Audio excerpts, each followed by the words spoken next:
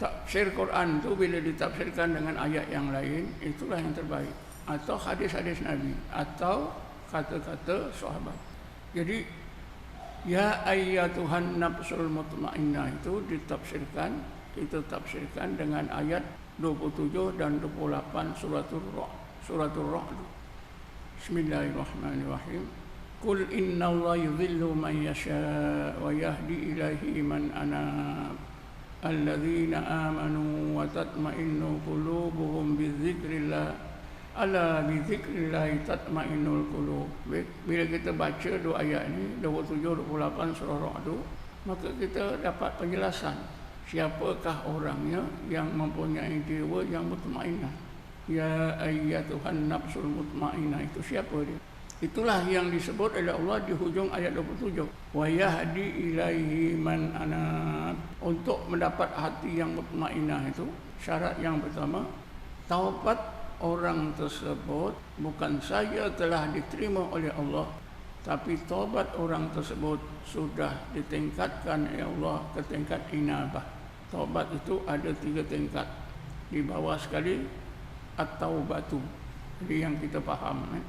Di atas at-taubatu al-inabatu. Di atas sekali yang terbaik ialah aubah. Aubah itu ialah taubat para nabi-nabi dan rasul-rasul. Sebab itu setengah Nabi dan Rasul digelarkan oleh Allah dengan gelaran awab. Seperti Nabi Allah Ayub, ni'mal abdu innahu awab. Nabi Sulaiman juga digelarkan dengan gelaran yang sama, ni'mal abdu innahu awab. Kita sebagai umat Nabi Muhammad ini ada 2 tingkat taubat kita. Dimulai dengan taubat at-taubatu, ya, diakhiri ditingkatkan ke tingkat yang tertinggi al-inabatu, inabah. Jadi syarat yang pertama, jiwa atau roh itu mutmainnah, taubat orang tersebut sudah sampai ke tingkat inabah. Wa yahdi ilaihi man anab. Lalu dihuraikan oleh Allah pada ayat 28, alladzina amanu wa tatma'innu qulubuhum bidzikrillah. Orang yang mencapai taubatnya ke taraf inabah menjadi munibun ilallah ialah yang pertama beriman, yang kedua beramal soleh, yang ketiganya hati mutmainnah dengan zikrullah. Alladzina amanu wa tatma'innu qulubuhum bizikrillah. Beriman, beramal soleh, hati mereka mutmainnah dengan zikrullah.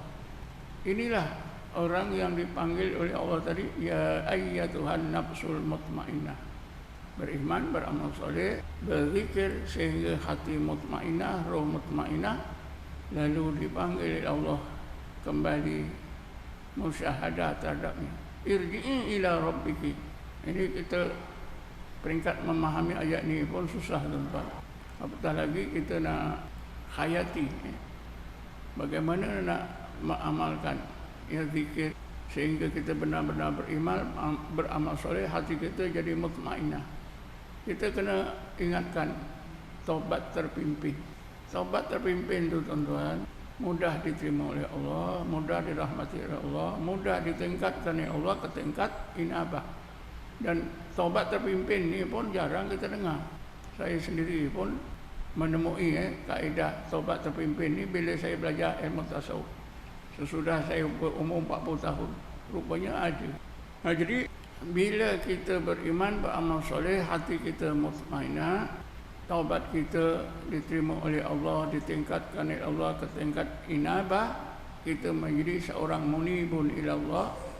Ketika itulah Allah jemput kita untuk kembali seperti dahulu sebelum roh itu masuk ke dalam tubuh. Irji'i ila rabbiki.